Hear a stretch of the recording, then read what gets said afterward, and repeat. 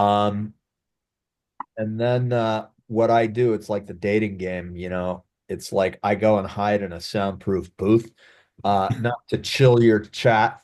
I'm gonna take myself offline, but I'm leaving the line open so it Okay. continues to record. So you guys do your thing, and I'll go find my headset in my car, and I'll be back in a few minutes. But I'm keeping an eye on you, even though I'm not, you know, doing Promise to it. behave. Promise to behave. Well, hello guys. Again, sorry for the mishap. My bad. I was in another meeting and I totally forgot. So Not a problem. I So suck. But That's but I'm French. I'm French, and French people are very rude, and it's a proof. So, no. but anyway, amazing documentary. Very moving. Very sad. Beautifully shot. So tell me, what was the inspiration for it, and what were you trying to convey, and in what way do you think this one is different from other on a similar topic?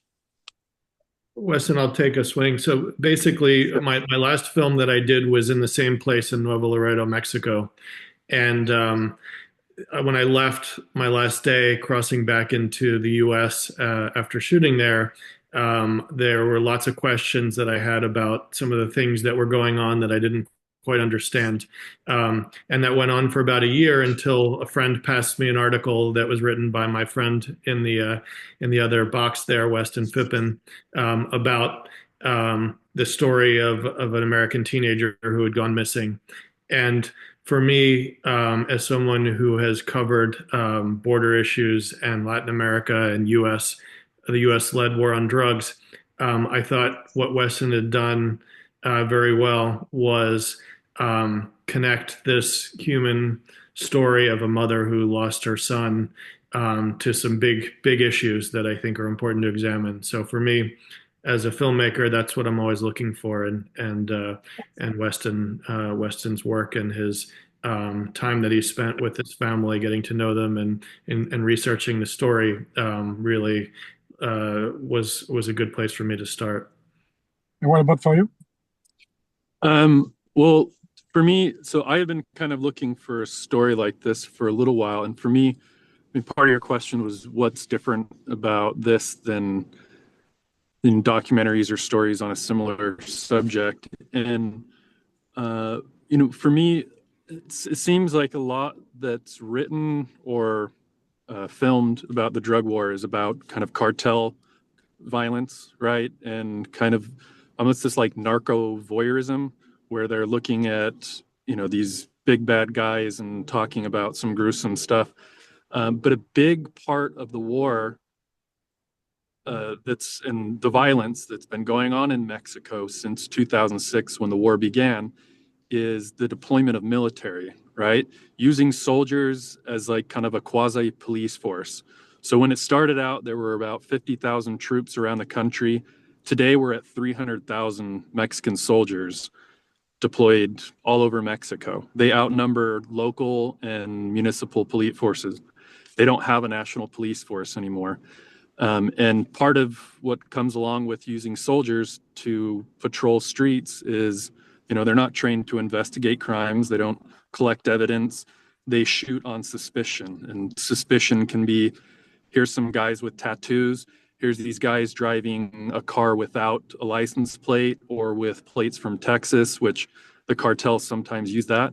So the military, just shoots up a truck full of, 5 20-year-old kids or something and doesn't ask any questions.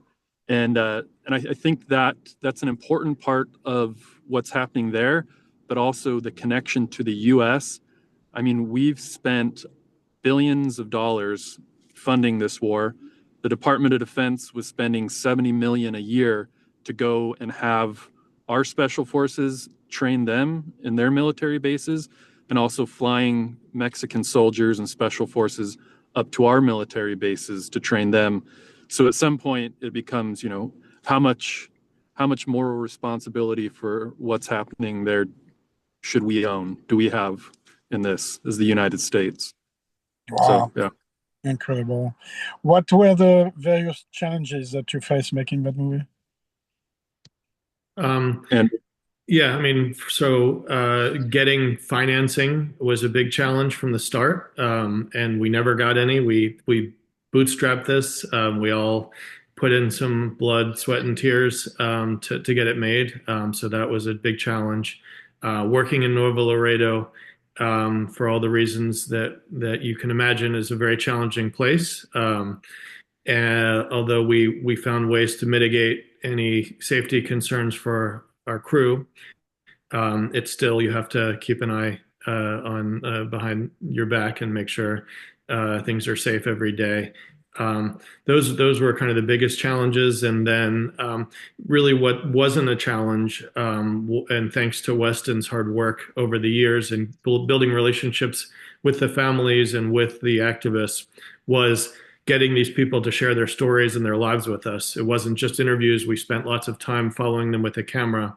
And they made it very easy. It was a pleasure working with them because they are very motivated to share their story with the rest of the world, and so that part was not challenging. And for you? Um, yeah, I mean, yeah, outside of just working in Nuevo Laredo, which is a little tricky, like Andrew talked about, I mean, really, it's a place in a subject where there's just a lot of fear surrounding it. So, getting people in the government, getting people who live in Nuevo Laredo to in the government in Nuevo Laredo or in the Mexican government to be able to talk a little bit more openly about this. I mean, that was a challenge, but aside from that, it's just, it's a sad, heavy topic that can be emotionally draining for everyone. You know, most of all the mothers who were so nice to spend their time with us and share their story over and over again. So. I understand. What do you think ultimately that movie says? What are the messages that you hope it conveys, and the dialogue it can create, the conversation it can trigger? So my feeling is that very logically and understandably, when um, the U.S. drug enforcement rhetoric is we need to arm and train and even mobilize our own troops and Mexican troops to take on these very violent, very bad people that run these cities and ruin the lives of lots of innocent people. It makes a lot of sense at its face. Well, these guys have guns, so we need to send down bigger guns and take them on, and they have control of these cities. Well, we need to send in people who are more powerful and armed and disciplined to change that. And what we wanted to show with the film is that very understandable and logical explanation and solution is not that at all. It becomes much more complicated.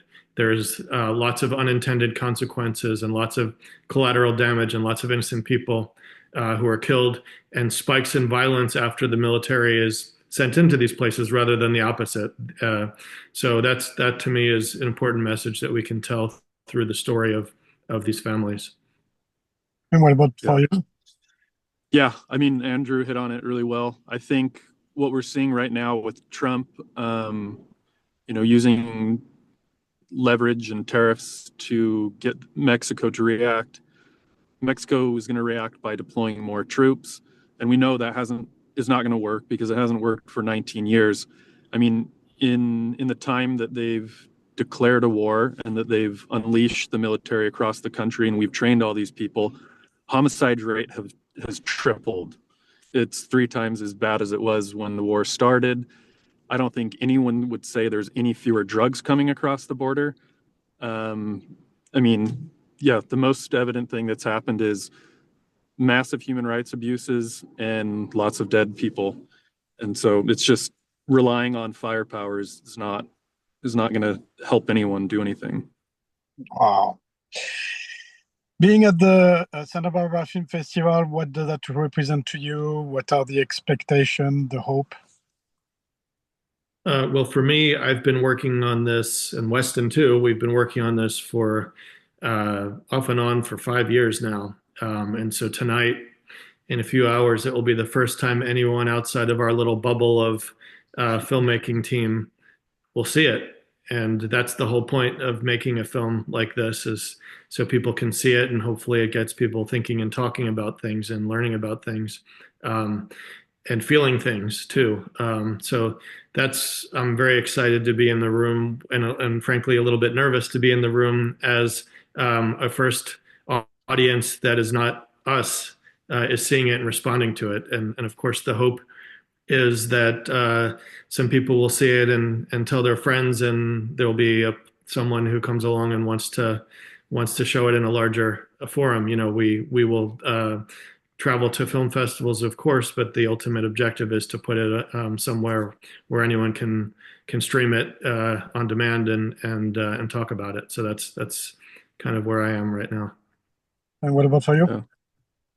Yeah, I'm just excited to share a story that we've been working on for a long time with other people, and hopefully it resonates with them as it has for both of us and our whole team.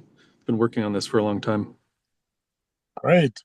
Well, thank you for taking some time to tell me more about your movies and your really amazing movie. It was really beautifully made. So good luck, and best of luck for the next endeavor. Thank you very much, Yeah, Sharon. thank you so much. Thank Pleasure. you. Take good care, guys. Bye. Okay, Henry, you can show yourself, Henry. All right, bye. Maybe he's not back. He fell asleep. Yeah, take good care. Bye-bye. Okay, thanks. Bye.